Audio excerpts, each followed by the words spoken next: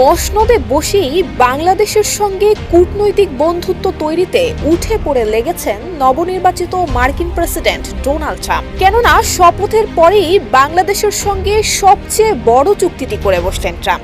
নানান মহল বলছে বন্ধু মোদিকে ভুলে এবার বাংলাদেশকে কাছে টানতে চান ট্রাম্প। হাতে রাখতে চান বাংলাদেশের সরকার প্রধান নোবেল বিজয়ী ডক্টর মোহাম্মদ ইউনূসকে। তবে কোন চুক্তির জোরে আসছে এমন সব প্রশ্ন, কি বা আছে সেই বড় চুক্তিতে? এবার তরলকৃত প্রাকৃতিক গ্যাস এলএনজি সরবরাহের জন্য বাংলাদেশের সঙ্গে চুক্তি করেছে ট্রাম্প প্রশাসন। সেই চুক্তির আওতায় বাংলাদেশের কাছে প্রতি বছর 50 লক্ষ টন এলএনজি বিক্রি করবে যুক্তরাষ্ট্র। 24 জানুয়ারি এক বিবৃতিতে এমন তথ্যই জানিয়েছে যুক্তরাষ্ট্রের লুজিয়ানা ভিত্তিক urgent LNG company.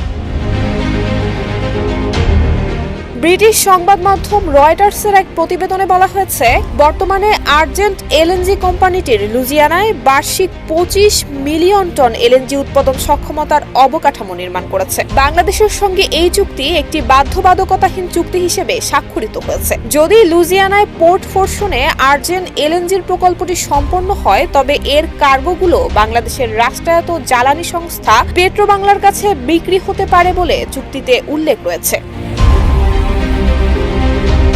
President Donald Trump দায়িত্ব গ্রহণের পর এটিই যুক্তরাষ্ট্রের গ্যাস সরবরাহের সবচেয়ে বড় চুক্তি। ট্রাম্প ক্ষমতা গ্রহণের পর ঘোষণা দেন দেশটিতে জ্বালানির অনুসন্ধান বাড়াবেন তিনি। বাংলাদেশের সঙ্গে ট্রাম্প প্রশাসনের আর্জেন্ট এই চুক্তি প্রমাণ করছে ট্রাম্প প্রশাসনের উপর এই খাত সংশ্লিষ্টদের আস্থা রয়েছে। এই চুক্তিতে 2026 জানুয়ারি থেকে এলএনজি সরবরাহ শুরু করার কথা রয়েছে। শিল্প বিশেষজ্ঞরা মনে করছেন এটি নতুন প্রশাসনের জ্বালানি বান্ধব নীতির প্রতি আস্থার প্রতিফলন।